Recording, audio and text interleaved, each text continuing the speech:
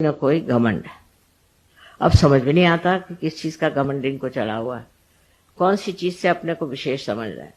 ये सारी चीजें तुच्छ, इसका कोई अर्थ ही नहीं है, सहज में इसका कोई अर्थ नहीं। और इसलिए ऐसी चीजों में विश्वास कर लेना कि हम कोई विशेष हैं, तो आप शेष ही रह जाते, विशेष नहीं रह जाते, शेष रह जाते। मतलब ये है कि अपने बारे में कोई सी भी ऐसी कल्पना कर लेना कि हम बड़े रईस हैं या हम बड़े ये हैं।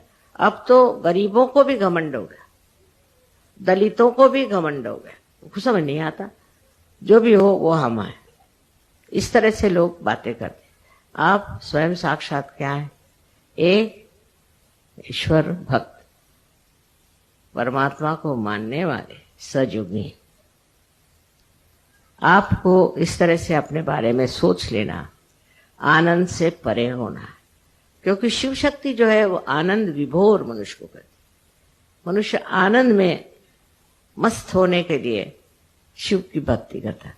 पर मैं देखती हूँ कि अधिकतर शिव भक्त जो होते हैं बड़े सड़ियल लोग होते हैं, उनसे कोई बात भी नहीं कर सकता।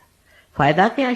शिव की भक्ति करते हो जो नटराज साक्षात सारे कला का प्रादुर्भाव करने वाले, जो अत्यंत आनंदी और आनंद के स्वरूप हैं, उनके आगे ये शिव भक्त, इनको शिव भक्त कैसा कहा जाए? गले में इतना बड़ा बड़ा लिंग लटकाते हैं, इससे हार्ट अटैक आता है।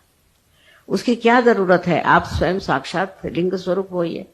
वो न होते हुए वो जो कार्य करते हैं कि हम शिव भक्त हैं, लगे लड़ने शिव भक्ति करके, और उसके अलग अलग मार्क्स हैं। अगर शिव भक्त होगा तो ऐसे ऐसे लगाएगा, और अगर विष्णु भक्त होगा वो ऐसे लगाएगा। अरे भाई, इसका क्या अर्थ है? ऐसे लगाने का अर्थ है तो ऊर्ध्वगामी है। ठीक है, आप ऊपर चढ़ रहे हैं ऊर्ध्वगामी, और पहुंच करके आप शांत। दोनों ही लगाना चाहिए, और नहीं तो लगाओ ही मत। इसका कोई अर्थ होना चाहिए कि जिस चीज को प्राप्त करने जा रहे हैं उसका ये सोपान मार्ग है, इस रास्ते से आप गुजर रहे हैं। इसमें एक एक गंदी चीजों को छोड़ते जाना है। दूसरों को भला बुरा कहने से पहले अपने को भला बुरा कहना सीखिए। मैं ऐसी हूं, मैं वैसी हूं, अपने को कहें। जब आप अपने को कहना शुरू करेंगे तो आप देखिए कि सारे भूत भाग जाएंगे, क्योंकि ये सारे भूत हमने इकट्ठे किए हैं खुद ही सोच सोच के, अपने आज्ञा से, अपनी आज्ञा भरते गए, उससे भूत इकट्ठे होते गए, दिमागी जमा खर्च हो गया, और आदमी बहुत क्लेशदायी, दुखदायी हो जाता है। और वो दुखदायी उसको भी दुखदायी करता है। आप किसी को दुख देकर सुख नहीं पा सकते। उसका जरूर असर आना चाहिए, चाहे आप पत्थर हो, पर उसका असर आता है। और उसका असर यही आता है कि आदमी बड़ा दुखी हो जाता है। ये तो एक माँ की बात है कि वो आपके सुख की बात करे।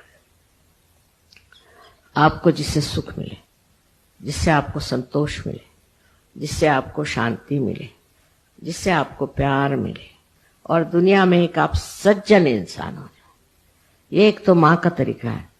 पर शिव का ये तरीका है ना, शिव एक हद तक चलते हैं, नहीं तो ऐसा तड़ाकते हैं कि मैं घबराती रहती हूँ कि अब ये आदमी किधर जा रहा है, अब इसका होगा क्या, ये कहाँ पहुंचेंगे, इसको क्या कर रहे हैं। उनको ये नहीं, उनके अंदर ये नहीं है कि चलो भाई इनको ये बहुत खराब है, बुरे हैं, तो माफ कर दें। हाँ, माफ करने योग्य हो तो माफ करते हैं, और जो उनकी बहुत तपस्या करता है उनको भी वो वरदान देते हैं। पर जो आदमी मूलतः बेसिकली जो ठीक नहीं होना चाहता, उसको वो ठीक कर देते, ये बात सही। इसलिए उनसे डरना बेचारे को भयंकर भी इसीलिए कहते हैं कि जब बिगड़ते हैं तो वो किसी को भी नहीं छोड़ते।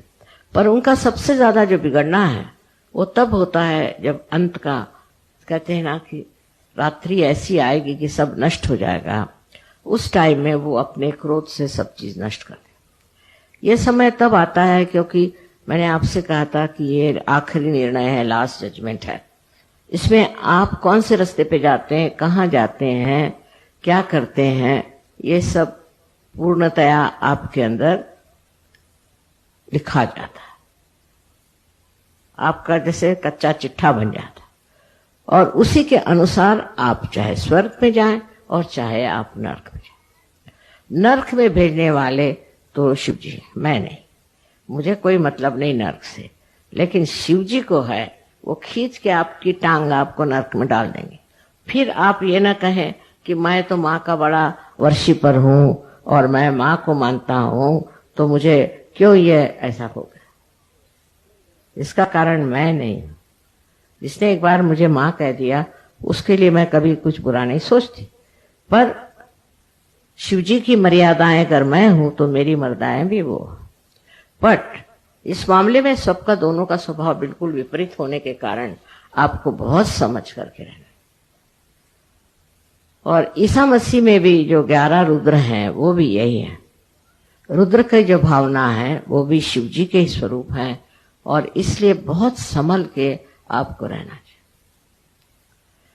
इसके बारे में आपको इसलिए वार्निंग देनी है कि सहयोग में भी लोग आते हैं, कोई पैसा कमाता है, कोई बुराई करता है, कोई खराबी करता है, कोई अन्याय करता है।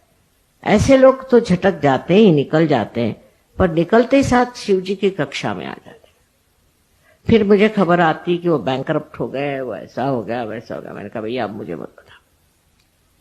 जब वो खुद ही छोड़ के भागे अपने संरक्षण से, तो उसे कौन बचा सकता। इसलिए आपको चाहिए कि आप अपना संरक्षण शिव में खोजें। माँ में तो है ही संरक्षण, लेकिन शिव में खोजना चाहिए